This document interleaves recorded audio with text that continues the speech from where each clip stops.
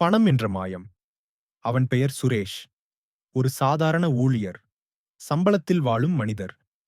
ஆனால் அவன் மனதில் ஒரு பெரிய கனவு. விரைவில் பணக்காரராக வேண்டும். பெரிய வீடு, சொகுசு கார், சமூகத்தில் மரியாதை. இந்த ஆசையே அவனை ஒரு அபாயமான பாதைக்கு அழைத்துச் சென்றது. தொடக்கத்தில் எளிதான பணம் என்ற மாயையே அவன் கண்களை மறைத்தது. அன்று ஒருநாள் அலுவலகத்தில் அவனது நண்பர் ரமேஷின் பேச்சைக் கேட்டான். அடேய் சுரேஷ், சட்டமா ஸ்டாக் மார்க்கெட்ல 1,00,000 போட்டேன். 3 மாசத்திலேயே டபுள் ஆகிருச்சு. ஸ்டாப் லாஸ் கான்செப்ட் தான். எல்லாம் வெறும் புத்தக விஷயம்தான். அந்த வார்த்தைகள் சுரேஷின் மனதில் ஒரு தீப்பொறியைப் போல விழுந்தன.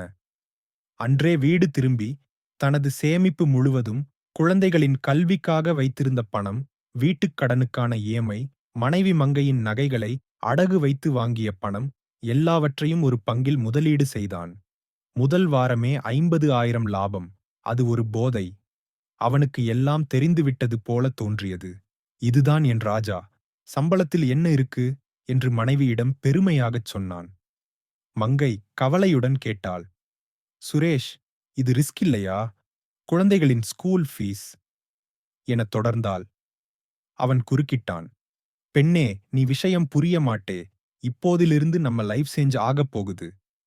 அவன் முதலீடு செய்த பங்கு சந்தையில் வீழ்ச்சியடையத் தொடங்கியது. முதலில் சிறிது, பிறகு பெரிதாக. ஆனால் சுரேஷ் தன் ஸ்டாப் லாஸை அமல்படுத்தவில்லை. இன்னும் கொஞ்ச நாள்ல சரியாகும். இது டிப்ரெஷன் தான் என்று தன்னையே சமாதானப்படுத்திக் கொண்டான். கடன் தரும் நிறுவனங்களின் கடன், car loan, credit card bill எல்லாமே அவன் மீது மோதின. ஒரு நாள் வங்கியில் இருந்து கடன் வாங்கிய பணம் முழுவதையும் இழந்து வீடு திரும்பிய சுரேஷ் மனைவியின் முகத்தில் உண்மையை பார்த்தான். அவள் கண்ணீர் வடிக்கவில்லை. ஆனால் அந்த மௌனம் 1000 சவால் வீச்சுகளை விட கடுமையாக இருந்தது. மங்கா, நான். அவன் குரல் தழுதழுத்தது. அவள் முகத்தில் கோபமில்லை, ஒரு பெரும் சோகம். சுரேஷ், உனக்கு நீ எப்படி இருந்தாய், நான் எப்படி இருந்தேன், நம் குழந்தைகள் எப்படி இருந்தார்கள் என்று தெரியாதா? நீ வீணாக்கிப் போன பணத்துக்காக அழவில்லை. நீ எங்கள் மீது இருந்த கடமை, பாசம், அக்கறை எல்லாமே முதலீட்டில் தீர்ந்து போனதற்காக அழுகிறேன். அந்த வார்த்தைகள் ஒரு கத்தியைப் போல சுரேஷின் இதயத்தை கிழித்தது.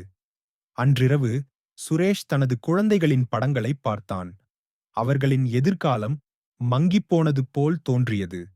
அப்போதுதான் அவனுக்கு புரிந்தது. அவன் இழந்தது பணம் மட்டும் இல்லை. அவனது குடும்பத்தின் நம்பிக்கை, அமைதி, பாதுகாப்பு. அவன் ஒரு சூதாட்டக்காரனாக மாறிவிட்டான். தன் குடும்பத்தின் வாழ்க்கையை பந்தயம் கட்டிவிட்டான். மறுநாள் அவன் மங்கையிடம் சென்றான். மங்கா, மன்னித்துவிடு. எனக்கு இப்போதுதான் புரிகிறது.